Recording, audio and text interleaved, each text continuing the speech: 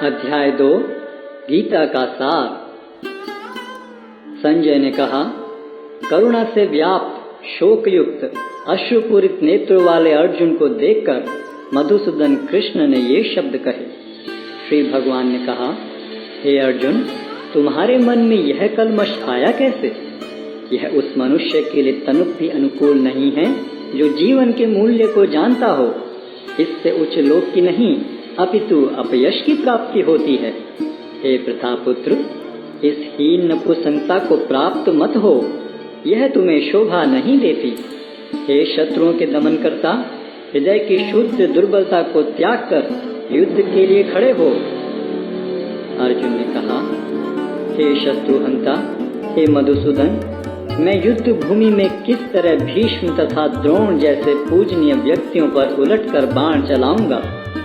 ऐसे महापुरुषों को जो मेरे गुरु हैं, उन्हें मारकर जीने की अपेक्षा इस संसार में भीख मांगकर खाना अच्छा है।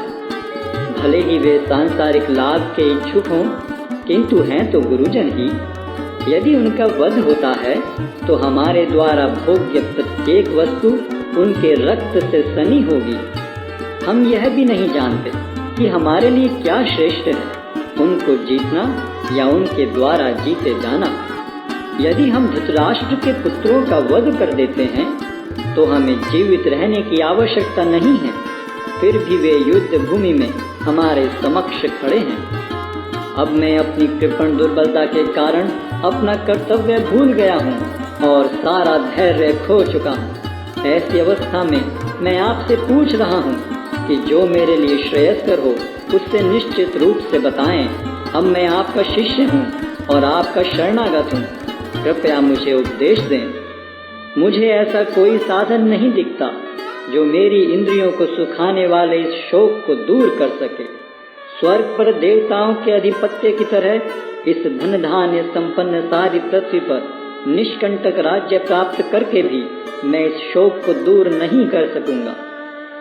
संजय ने कहा, इस प्रकार कहने के बाद शत्रुओं का दमन करने वाला अर्जुन कृष्ण से बोला, हे गोविंद, मैं युद्ध नहीं करूंगा, और चुप हो गया।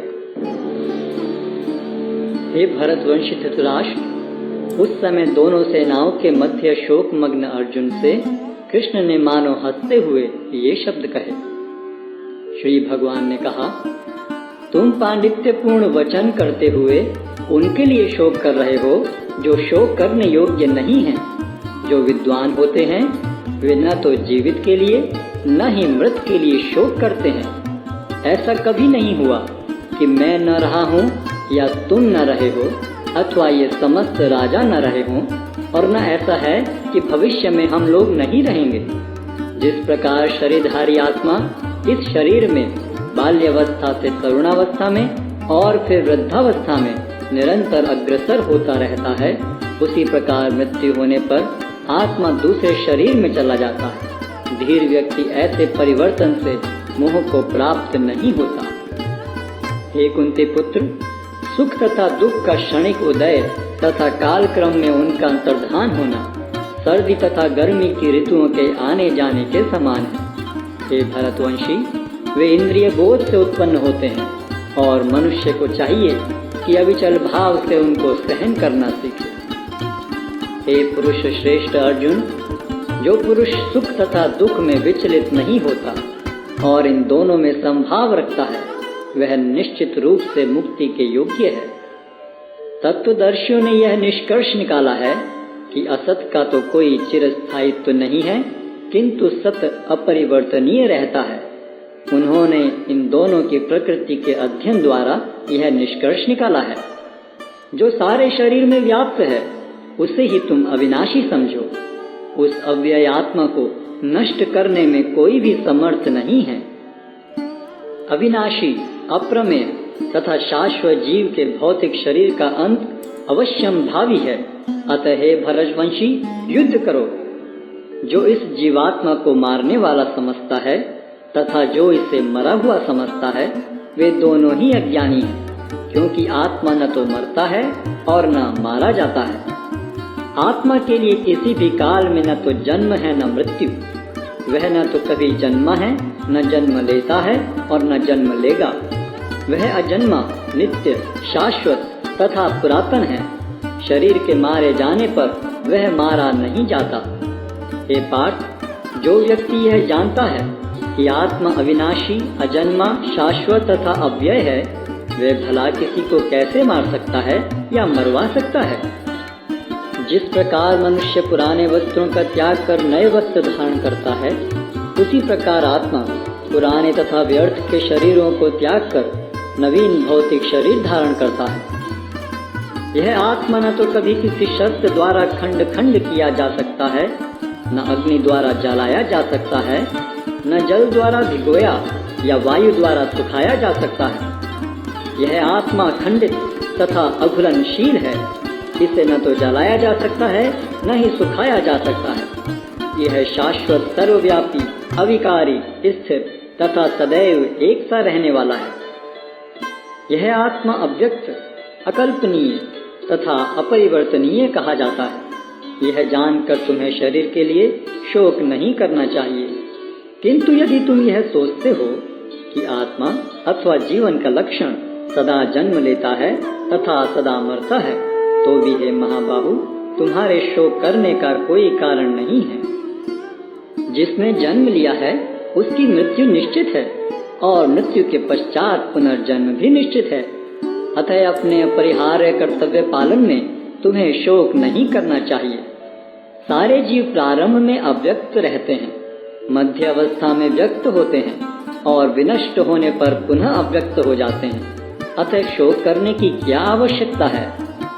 कोई आत्मा को आश्चर्य से देखता है, कोई इसे आश्चर्य की तरह बताता है तथा कोई इसे आश्चर्य की तरह सुनता है, किंतु कोई इसके विषय में सुनकर भी कुछ नहीं समझ पाते। हे भरतवंशी, शरीर में रहने वाले का कभी भी वध नहीं किया जा सकता। अतः तुम्हें किसी भी जीव के लिए शोक करने की आवश्यकता नहीं है।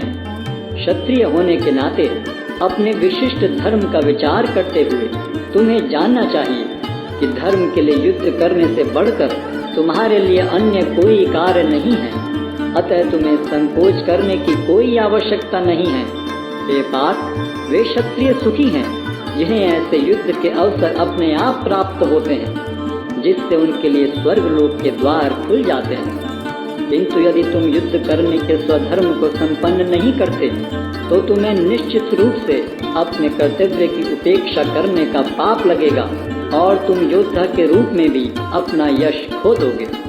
लोग सदैव तुम्हारे अपयश का वर्णन करेंगे और सम्मानित व्यक्ति के लिए अपयश तो मृत्यु से भी बढ़कर है। जिन जिन महान योद्धाओं ने तुम्हारे नाम तथा यश को सम्मान दिया है, वे सोचेंगे कि तुमने डर के मारे युद्ध भूमि छोड़ दी है और इस तरह वे तुम्हें तुच्छ मानेंगे।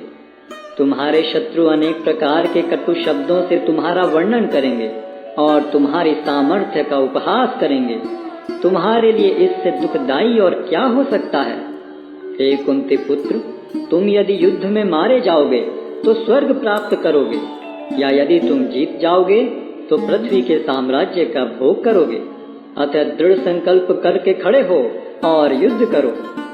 तुम सुख या दुख, हानि या लाभ, विजय या पराजय का विचार किए बिना युद्ध के लिए युद्ध करो। ऐसा करने पर तुम्हें कोई पाप नहीं लगेगा। यहाँ मैंने वैश्लेषिक अध्ययन द्वारा इस ज्ञान का वर्णन किया है। अब निष्काम भाव से कर्म करना बता रहा हूँ, उसे सुनो। हे प्रतापपुत्र, तुम यदि ऐसे ज्ञान से कर्म करोगे तो तुम कर्मों के बंधन से अपने को मुक्त कर सकते हो।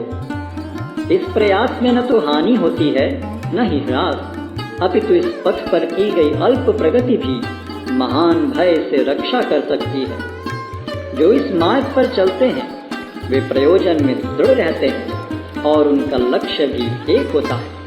हे कुरुनंदन, जो दृढ़ प्रतिज्ञ नहीं है उनकी बुद्धि अनेक शाखाओं में विभक्त रहती है।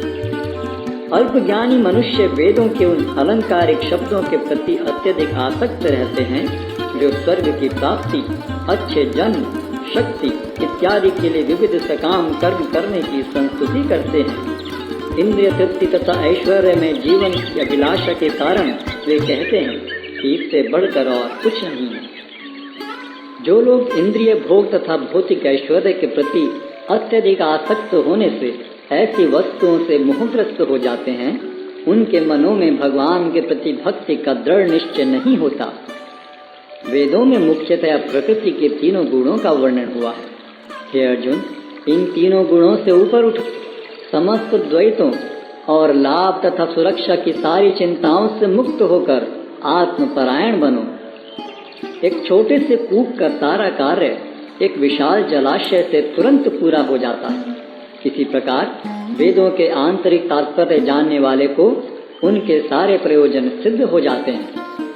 तुम्हें अपना कर्म करने का अधिकार है, किंतु कर्म के फलों के तुम अधिकारी नहीं हो।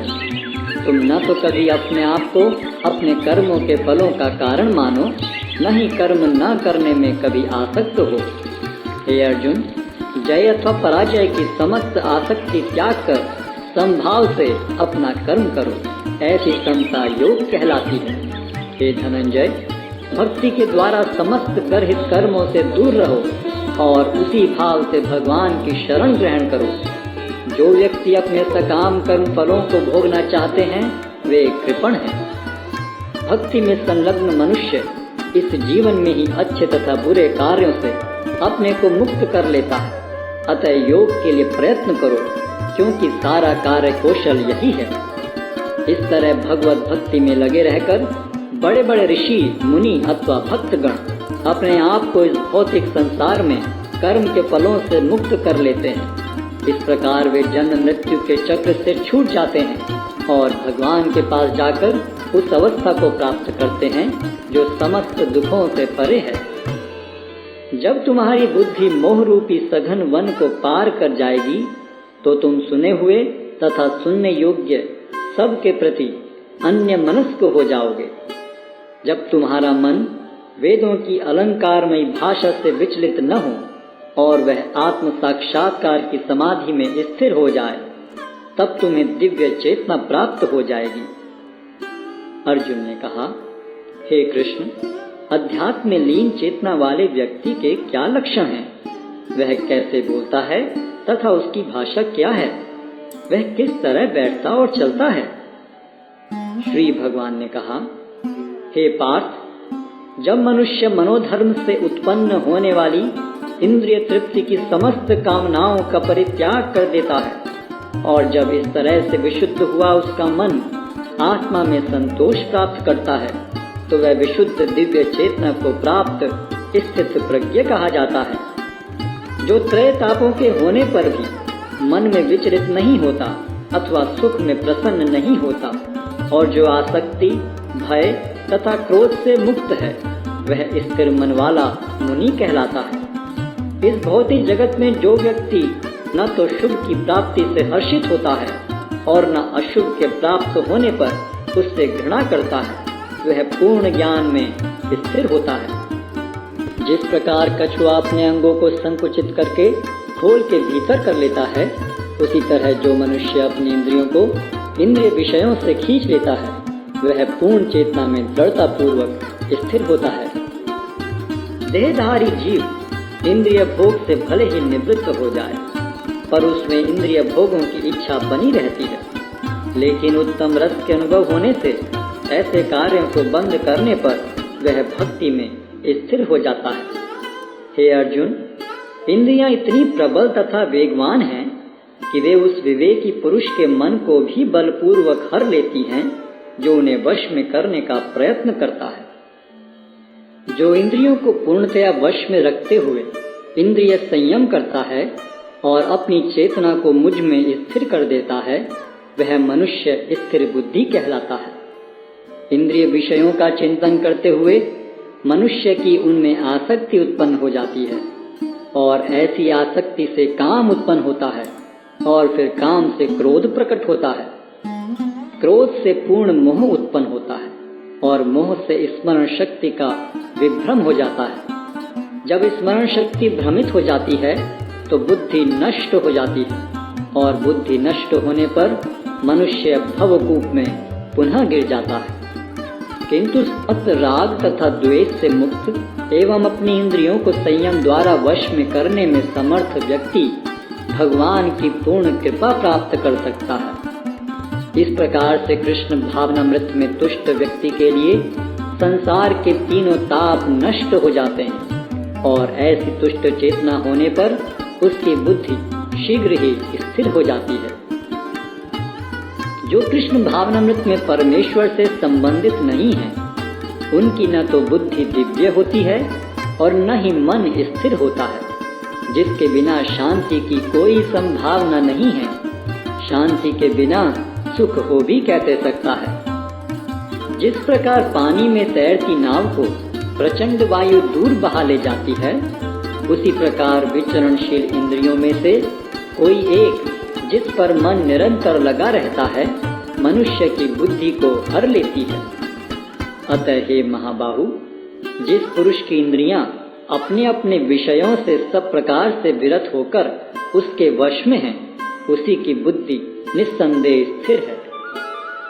जो सब जीवों के लिए रात्रि है, वह आत्म संयमी के जागने का समय है, और जो समस्त जीवों के जागने का समय है, वह आत्मनिरीक्षक मुनि के लिए रात्रि है। जो पुरुष समुद्र में निरंतर प्रवेश करती रहने वाली नदियों के समान इच्छाओं के निरंतर प्रवाह से विचलित नहीं होता और जो सदैव स्थिर रहता है, वही शांति प्राप्त कर सकता है, वह नहीं जो ऐसी इच्छाओं को तुष्ट करने की चेष्टा करता हो।